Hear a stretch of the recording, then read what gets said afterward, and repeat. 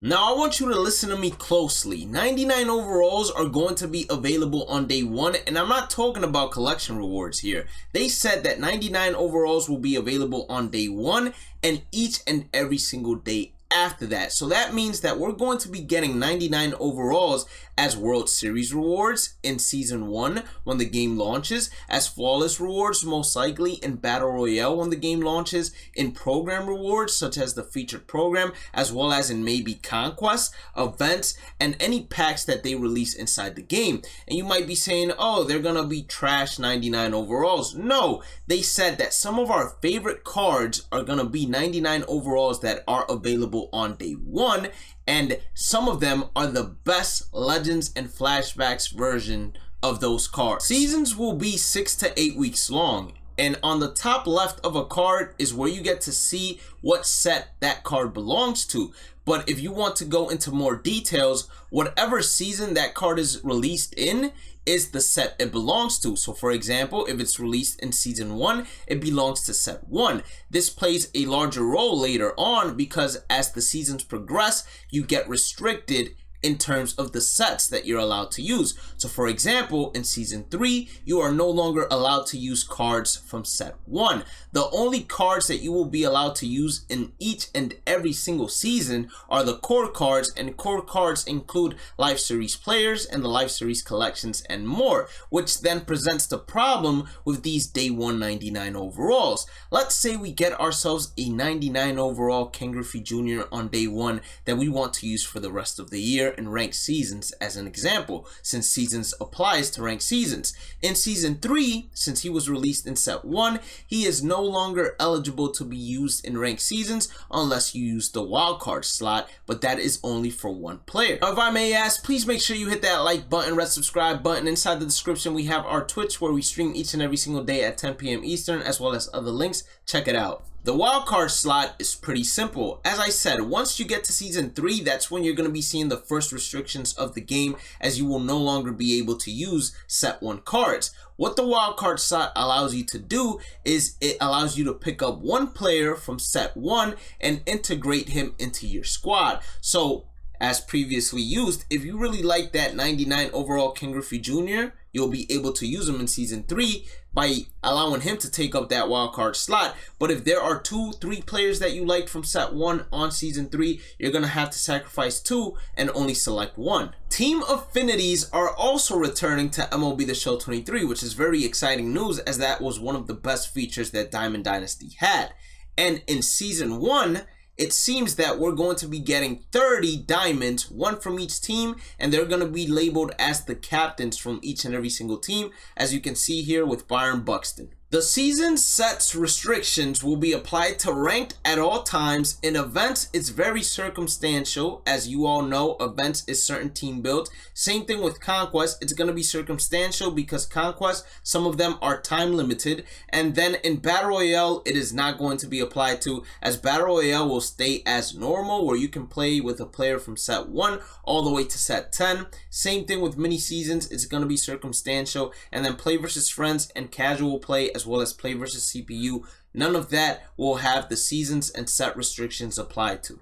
The designated hitter is coming to MLB The Show, and some of these players you will see have primary positions at designated hitter. And this is very important because if you have someone like David Ortiz or even Eloy Jimenez, who I've seen to have the primary position of DH, that means that if you put them out in the field, they're going to have secondary position penalties, since now the designated hitter will be their primary positions. So let's say you wanted Eloy Jimenez in left field and he had 63 fielding. Now it drops all the way down to a 59 fielding, and instead of him having bronze fielding animations out there, he's now getting common fielding animations. So that's something you want to go ahead and keep an eye on. Two-way players are also being implemented into MLB The Show Diamond Dynasty, and Shohei Ohtani is the cover boy for that because clearly he's the two-way player inside the majors.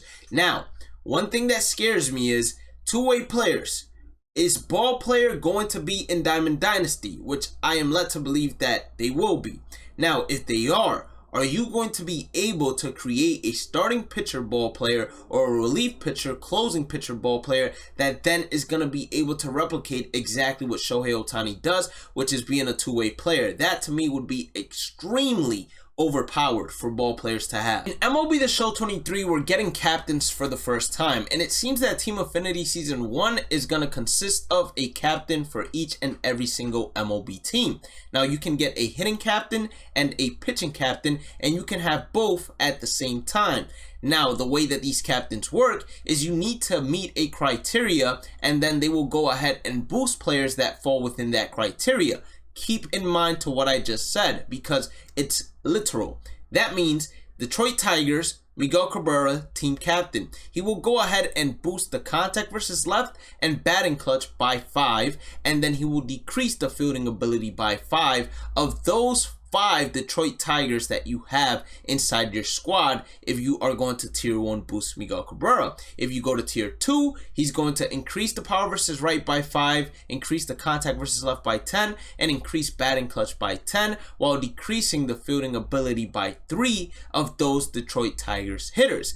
And it is only for those Detroit Tigers hitters. So if you got, let's say, 5 Detroit Tigers hitters and then 4 are from other teams, those 4 are not affected by the team boost that Miguel Cabrera brings into play. The same thing goes for the pitcher. Now, the way that these boosts are going to work is if the captain plays, hitting captain, plays for 6 out of the 9 innings, the boost will last the entire game. But if you take out that hitting captain before the 6th inning ends, that means that those boosts will not be lasting the entire game. Now, when it comes to the pitchers, on the other hand, the pitchers do not have to play. The boost will always be active. So pitching captains, to me, seems like the way to go, depending on what the criteria is. Unique criterias will be inside the game for these captains. As you all can see, this is a Willie Mays team captain for the 1950s and 60s. So if you have players that meet that criteria, meaning they're from the 1950s and 60s,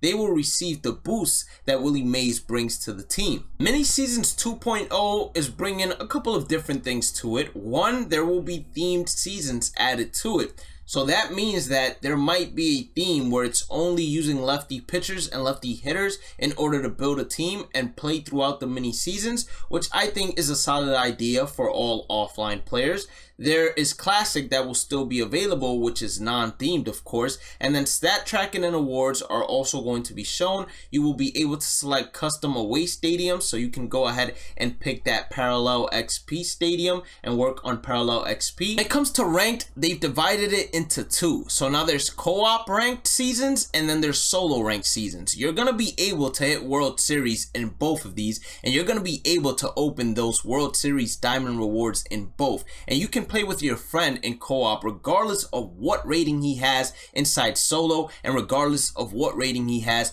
inside co-op, and win games with your friend all the way to World Series. That way you can get carried and enjoy the benefits of playing with a friend, as well as enjoying the benefits of getting those diamond rewards that you could have never obtained on your own. Apparently, we can also obtain the World Series rewards 3 times now. We can obtain it by playing solo ranked seasons, co-op ranked seasons, and then the ranked seasons program. For the first time in MLB The Show history, there is going to be a cooldown penalty for quitting out of games, especially in co-op. They didn't mention anything about any of the solo online game modes, such as solo ranked, battle royale, events. So this is only for co-op, and the cooldown penalty, it can start off short, as in 3 minutes, and then go all the way up to a week. And now if you're playing a game, let's say 3v3, and a person quits, you are going to go ahead and continue playing that game, and now it's going to be a 3v2, and the game is going to play as if you and your teammate were doing a 2v2 in terms of the responsibilities.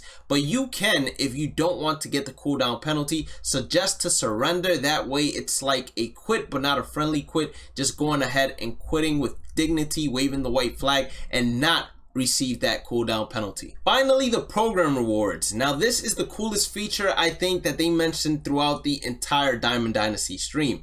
If you finish the program, you will still be eligible to continue receiving rewards. Each time you fill out what seems to be 25,000 experience, you will go ahead and be transferred over to a wheel spin, or not even a wheel spin. I'm not even sure what to call this game mode, but basically what it is you will have 3 tiers to go ahead and receive at the end. You can either receive a silver, a gold, or a diamond tier, and it starts by you pressing X, and it stops and then selects the tier by you pressing X as well. The silver tiers have Ballin' is a Habit packs, 5 standard packs, 7,500 stubs. The gold tier has 5 Ballin' is a Habit packs, 20 standard packs, and then the diamond tier has 50 standard packs. So this is a cool way for those that finish the featured program early to go ahead and continue receiving rewards and upgrading their team throughout playing Diamond Dynasty forever. Now, if you enjoyed today's content, please make sure to hit that like button, subscribe button, notification bell. Check out the description for the Twitch where we stream at 10 p.m. Eastern every single day, as well as our other social media links. And if you want to become a member of the channel to support me along the way, and have a blessed day and night, stay positive, stay safe, stay blessed, and I'll catch you all in the next one. All right, peace out.